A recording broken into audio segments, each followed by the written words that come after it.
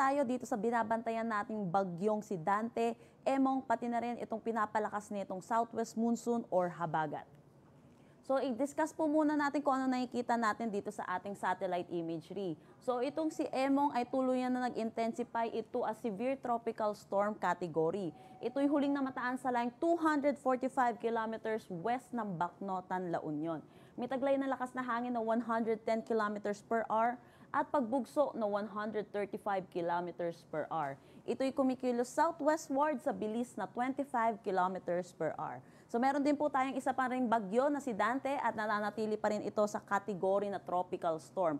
Ito'y huling namataan sa line 790 kilometers east-northeast ng Itbayat, Batanes. May taglay na lakas na hangin na 75 kilometers per hour at pagbugso na 90 kilometers per hour. Ito'y kumikilos north-northwestward sa bilis na 15 kilometers per hour.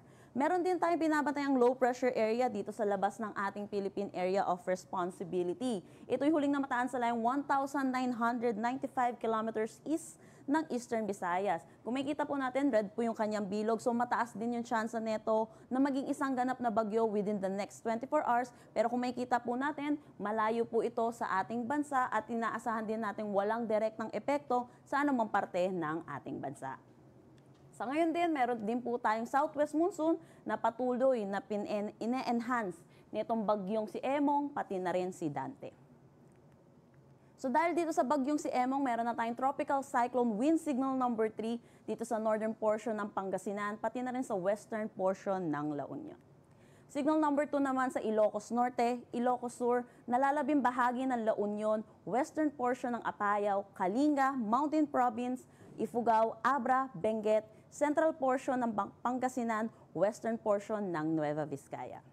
Signal number 1 naman dito sa may Batanes, Cagayan kasama na ang Babuyan Islands, western at central portions ng Isabela, rest of Nueva Vizcaya, Quirino, rest of Apayao at rest of Pangasinan. Signal number 1 pa rin dito sa may northern at central portions ng Zambales, Tarlac, northern at central portion ng Nueva Ecija.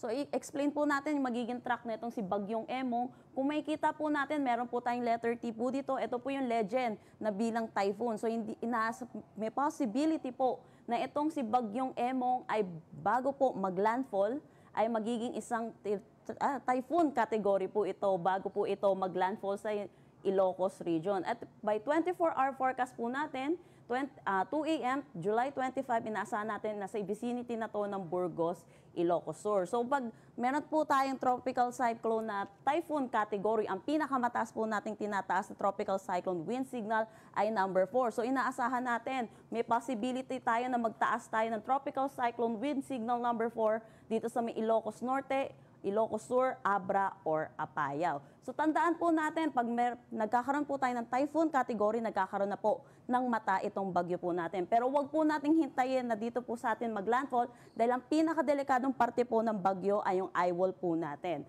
So iba yung pag-iingat po para sa ating mga kababayan, dulot po ng lakas din ng hangin na dala netong si Emong. Mamaya po i-discuss ko po yung ulan na dala naman netong ni Emong. By the 48-hour forecast po natin, 2 a.m., July 26, 2025. Ito ay tropical depression category na lamang at ito yung huling sa layong 325 kilometers northeast ng Itbayat, Batanes. By the 60-hour forecast po natin, 2 p.m. ng July 26, nasa labas na ito ng ating Philippine Area of Responsibility at nasa layong 660 kilometers northeast ng Itbayat, Batanes.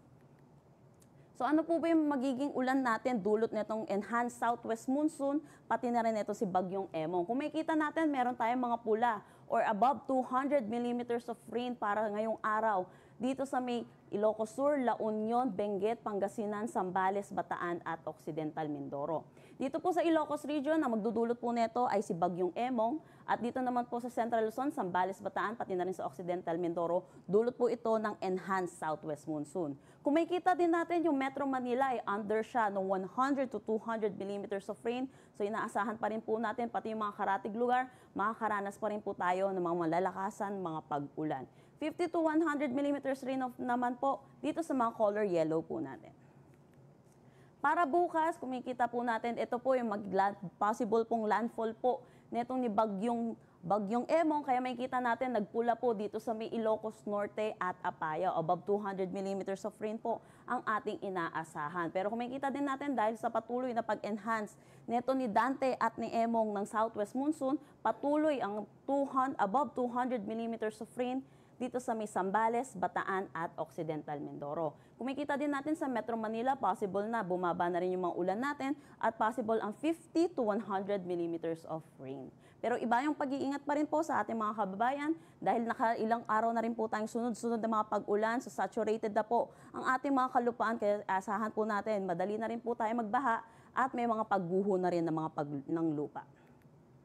Saturday, ito po nakikita natin na bawas-bawasan na po yung may mga significant amount of rainfall.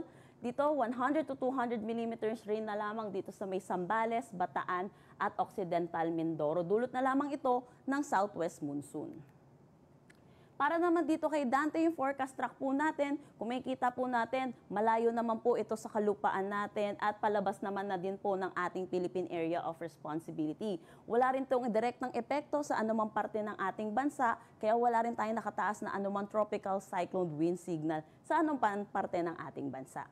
Pero inaasahan po natin dahil po dito po si Dante at meron po tayong Emong dito sa may western section ng Northern Luzon, nagkakaroon po tayo ng Fujiwara effect or yung looping po netong dalawang bagyo, kaya nagkaroon po tayo ng track neto si Emong na southward at yung pa nga po, possible po maglandfall pa rin po siya. Pero dahil po dito kay Dante, patuloy na rin naman po siyang palayo ng ating bansa, kaya hihina na rin po sa mga susunod na araw yung southwest monsoon natin.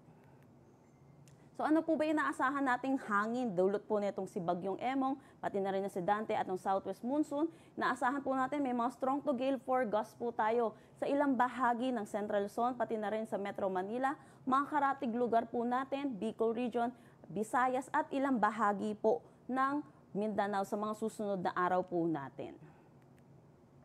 Storm surge warning po, naglabas tayo kaninang 2 a.m.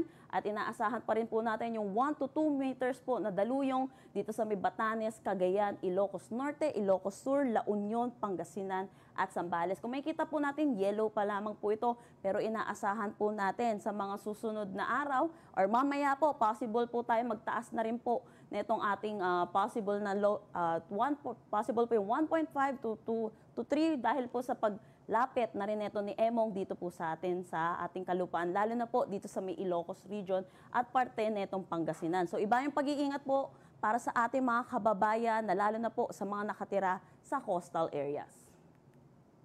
Ngayon, nagdagdag na rin po tayo ng gale warning dulot po netong bagyong si Emong. So asahan po natin ang rough to very rough conditions dito sa may Pangasinan, La Union, Ilocos Sur, Zambales, Bataan at Lubang Island. So pinag-iingat po natin mga kababayan po natin, lalo na po yung may mga sasakyang maliit pandagat na delikado po pumalaot dito sa nasabi po nating seaboards. Yan po muna yung update natin dito sa bagyong si Dante, Emong, pati na rin sa habagat. Susunod po nating update ay mamayang 11 a.m.